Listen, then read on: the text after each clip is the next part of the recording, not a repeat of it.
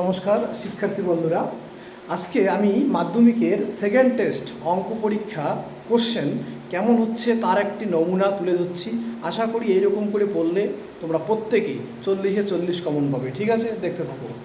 মাধ্যমিক 2027 দ্বিতীয় পর্যায়ক্রমিক মূল্যায়ন সাবজেক্ট ম্যাথ। ঠিক আছে, দেখো আমি প্রথমে ধরে নিয়েছি এমসিকিউ 7টা, শতককে 7। এই এমসিকিউর মধ্যে থাকবে অংশীদারি কারবার থেকে যে এমসিকিউগুলো আছে সেগুলো ভালো করে করতে হবে, ওই রকমও আসতে পারে, ওই রকম ভালো করে করতে হবে। এরপরে 1.5-এর যে শেষের দিকে এমসিকিউগুলো আছে সেগুলো করতে হবে। ভেদের এমসিকিউগুলো ভালো করে করতে হবে। স্পর্শক সংক্রান্ত থেকে শর্ট কোশ্চেন আসতে পারে, কয়টি স্পর্শ অঙ্কন করা যায় এই ধরনের। সদৃশ থেকে একটা এমসিকিউ আসতে পারে, আর গোলক থেকে শঙ্কু থেকে, গোলক আর শঙ্কু থেকে যে এমসিকিউগুলো আছে সেগুলো। এর জন্য আমি এখানে শতককে 7 নিয়েছি। ঠিক আছে, এইভাবে তোমরা প্র্যাকটিস করো।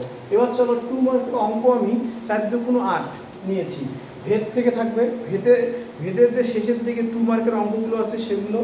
স্পর্শক সংক্রান্ত সদৃশ থেকে কিছু কোশ্চেন, হ্যাঁ, গোলক থেকে, গোলকের শেষের দিকে যে 2 মার্কের প্রশ্নগুলো আছে, শঙ্কু থেকে যে 2 মার্কের প্রশ্নগুলো আছে। তাহলে এখানে 4×8 বোঝা গেল।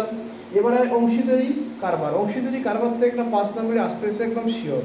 এরপরে চলো হচ্ছে 11 পেজের অঙ্ক, ভেদ আর 1.5।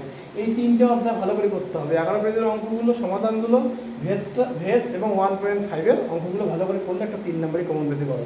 এবার আসো উপপাদ্য করতে হবে তোমার 48, 40, 41, 42 করলে তোমরা একটা কমন পাবে। ঠিক আছে, এরপরে প্রয়োগ করতে হবে হচ্ছে স্পর্শক সংক্রান্ত উপপাদ্য এবং সদৃশ থেকে। ঠিক আছে, এবার আছে সম্পাদ্য করতে হবে স্পর্শক অঙ্কন আর হচ্ছে কি অন্তবৃত্ত। ঠিক আছে, আর গোলক শঙ্কু কষে দিকে 19 থেকে একটা 4 নম্বরের অঙ্ক ভালো করে করতে হবে। এই হচ্ছে আমার 40-এর মধ্যে একটা কোশ্চেনের প্যাটার্ন। তোমরা এই নিয়মটাকে যদি ফলো করো, আশা করি প্রত্যেকে 40-এ 40 পাবে। ঠিক আছে, ধন্যবাদ।